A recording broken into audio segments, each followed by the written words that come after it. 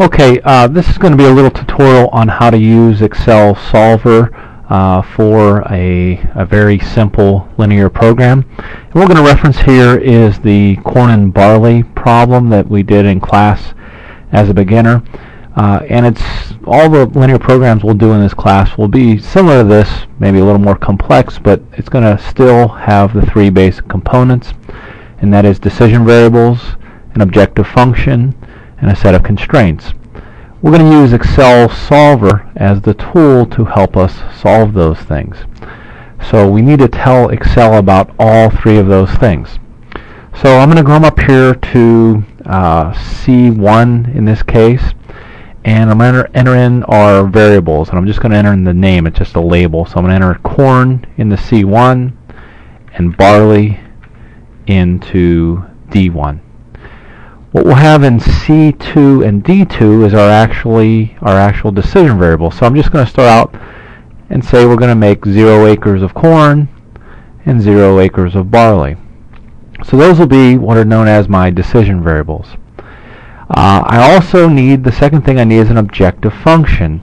And in this case, we're trying to maximize profit. And according to this, we make a profit of $80 for corn and $60 an acre for barley. So as you can see, all I did was enter the coefficients there, 80 times C plus 60 times B. This is a little profit formula. I'm going to put a label out here in B4 that says profit. So I have now in C2 and D2, I have my decision variables, and in C4 and D4, I have the coefficients for those decision variables for the objective function, which in this case is profit.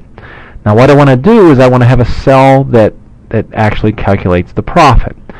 So in E4, I'm going to use the formula that we used in class, sum product, and I'm going to give it two arrays. The first array I'm going to give it is C2 colon D2, that's from C2 to D2 obviously, comma C4 colon D4, that's from C4 to D4. I hit enter and it's going to show me 0. But if I change corn to 1 and barley to 1, you see what it's doing is it's multiplying C2 times C4 plus D2 times D4. This is the formula that I'm going to use. Now, I'm going to edit that formula, so I'm going to go back to that cell and I'm going to push the F2 function key and it puts me in edit mode. And I want C2 and D2 to always be referenced. I always want my decision variables to be referenced. So I'm going to highlight that area with my mouse, with my cursor, and I'm going to hit the F4 function key, and it's going to put dollar signs in front of those. That tells Excel that no matter where this is copied, keep it static. So I'm going to hit enter, and it has the 140 there. I now need to enter in my constraints. So a couple things that is constraining us. I'm going to go down, skip a line just for aesthetics, down to B6, and the one thing that we have constraining us is acreage. So I'm going to put in acreage, or just acres, okay? And the coefficients for that is 1 and 1. And I'm going to take my sum product formula and copy it down. So what's happening here, if we see this little function, it's saying sum product C2 D2 C6 D6. So if we change the corn and barley to 2 and 2, you see everything changes appropriately.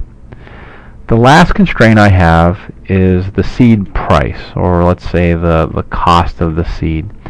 And that costs $100 per acre for the corn and $50 for the barley. And once again, I'm going to copy my formula down.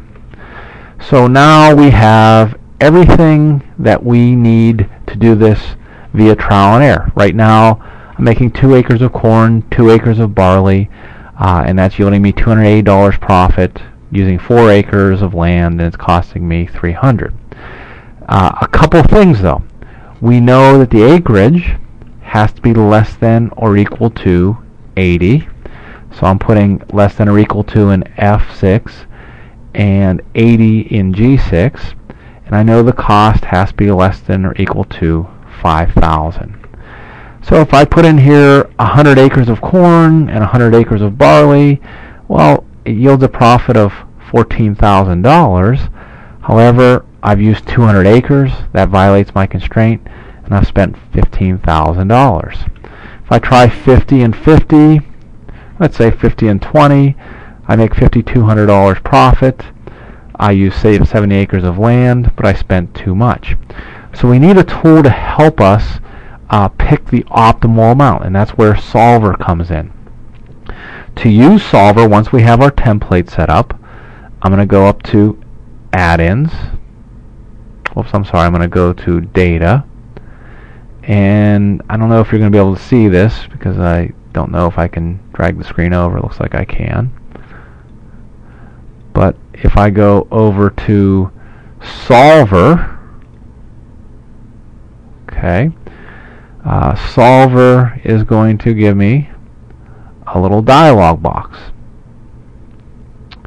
And let me just drag this up where we can see it.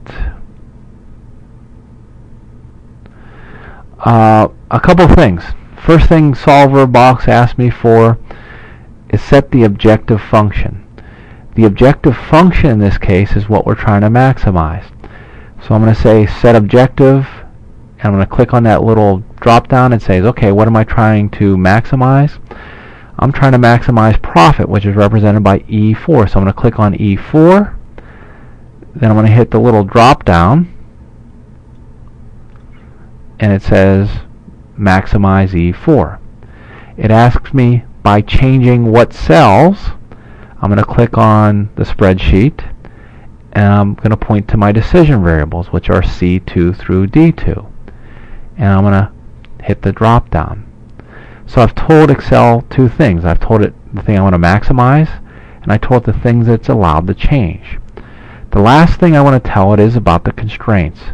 So I'm going to click Add here, and it says Add Constraints, and I'm going to say yes. I want to add constraints that E6 through E7 is less than or equal to G6 through G7. I'm going to click Add, and then I'm going to click Cancel, and it's going to go back to my little formula, my little dialog. And it says I'm maximizing E4 by changing C2 through D2. E6 through E7 is less than or equal to G6 through G7. A couple other things I want to change. GRG nonlinear, I'm going to change that to simplex LP, and don't worry about that for now, just change it to simplex LP. I'm going to click on the options. There is nothing in here I really need to change, just showing you what's available. I'm going to click OK and get out of there. Make unconstrained variables non-negative. I want to make sure that's checked. And now I'm all ready. I'm going to go down to the bottom of this dialog, and I'm going to click Solve. Hopefully, if we did everything right, it should come back and say Solver found a solution. All constraints and optimality conditions are satisfied. We want to keep Solver solution, and then I'm going to click OK. And it tells me the best solution is make 20 acres of corn, 60 acres of barley. That'll yield a profit of $5,200. Use 80 acres of the land, and we'll spend all $5,000. We'll also go through this in class, but I thought this might be useful to create for outside of class. So I hope it was. Thank you.